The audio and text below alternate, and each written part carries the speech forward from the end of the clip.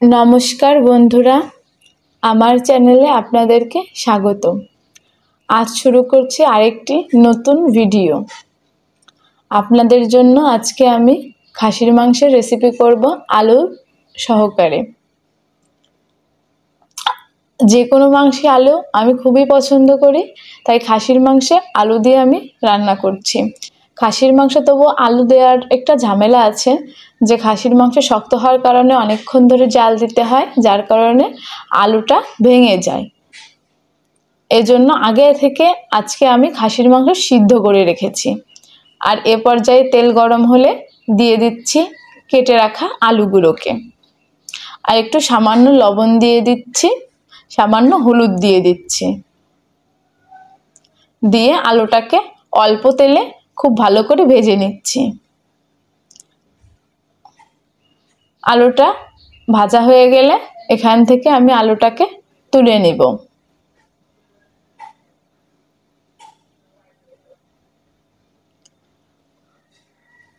এখানে আমি আগে থেকেই প্রেসার কুকারে মাংসগুলোকে সিদ্ধ করতে বসিয়ে দিয়েছিলাম, আর ঠিক সেই সময় সিদ্ধ হওয়ার সময়ই আমি মশলাগুলোকে বেটে রেখেছিলাম। এতে করে মাংস রান্নাটা অনেক সহজ হয়ে গিয়েছিল।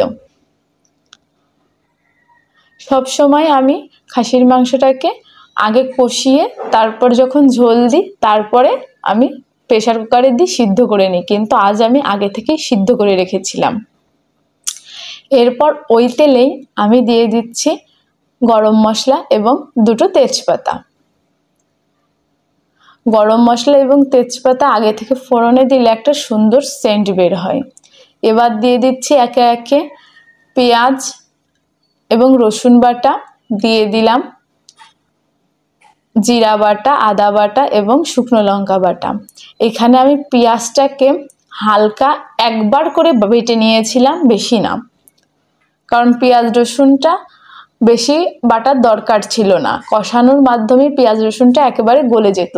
এই দেখুন আমি কিভাবে খাসির মাংসটাকে আগে থেকে সিদ্ধ করে রেখেছিলাম। হালকা 1 চামচ বা তার থেকে একটু কম দিলেও হবে, এখানে আপনারা যেমন দিতে চান দিতে পারেন, তবে লবণটা একটু মাংসের মধ্যে ঢুকলে পরে ভালো লাগে। তাই হালকা 1 চামচ হলুদ এবং অল্প করে আমি এখানে লবণ দিয়ে দিয়েছিলাম, 1 চামচের মতো দিয়ে খুব ভালো করে মাংসটাকে সিদ্ধ করে নিয়েছি। এখানে মশলাটাও আমি খুব ভালো করে কষিয়ে নিচ্ছি। মশলাটা যখনই লেগে লেগে যাচ্ছিল, আমি কিন্তু অন্য কোনো জল ব্যবহার করিনি, শুধুমাত্র ওই মাটনটা সিদ্ধ করার যে জলটা ছিল তার থেকে একটু করে আমি মশলার ভিতর দিয়ে দিয়ে সিদ্ধ করে নিচ্ছিলাম। দিয়ে দিয়েছিলাম লবণ 1 চামচ পরিমাণ। এরপরে যখন আমি লবণটা চেক করব, তারপরে ঝোলের চেক করার পরেই আমি লবণটা দেব, তার আগে এখানে আর আমি লবণ যোগ করছি না। মাংস থেকে আস্তে আস্তে তেলটা বের হয়ে যাচ্ছে। মাংস রান্না করার ক্ষেত্রে কষানোটা কিন্তু খুবই দরকার। এই যে যে জল রয়েছে এখানে, মাংস সিদ্ধ করা জল, এখান থেকে কিন্তু আমি একটু একটু করে নিচ্ছি আর মশলাটাকে খুব ভালো করে সিদ্ধ করে কষিয়ে নিচ্ছি।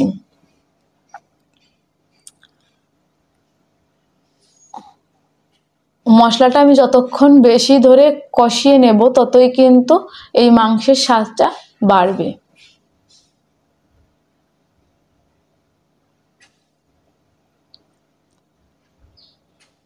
মশলাটা কষানো অনেকটাই হয়ে এসেছে। এ পর্যায়ে আমি দিয়ে দেব হলুদ। হলুদ অবশ্যই আপনারা সবার লাস্টে কষানোর সময় দেবেন, তাহলে আপনাদের যে মশলাটা থাকে সেটা কিন্তু লেগে যাবে না। এখানে আমি 2 চামচ হলুদ দিয়ে দিয়েছি। এরপর আমি আর কোনো সময় হলুদটা ব্যবহার করব না, একবারেই এখানে দিয়ে দিয়েছি। এবার মাংস এবং আলুগুলোকে একসাথে এখানে ঢেলে দিচ্ছি।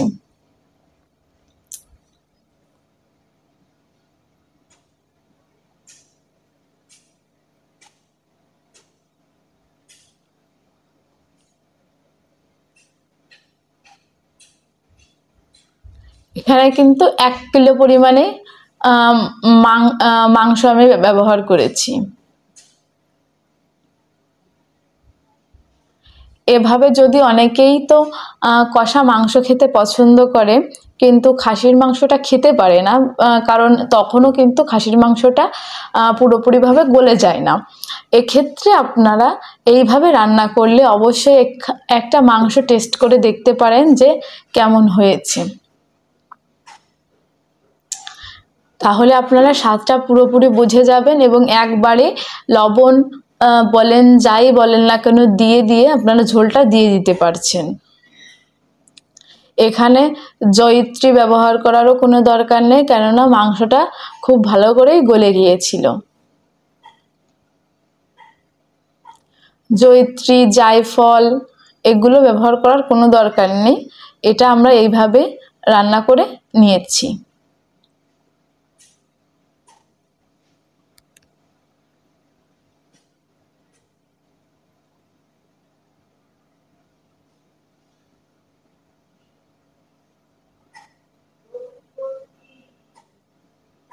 এবার লাস্টে দিয়ে দিচ্ছি এখানে গরম মশলা।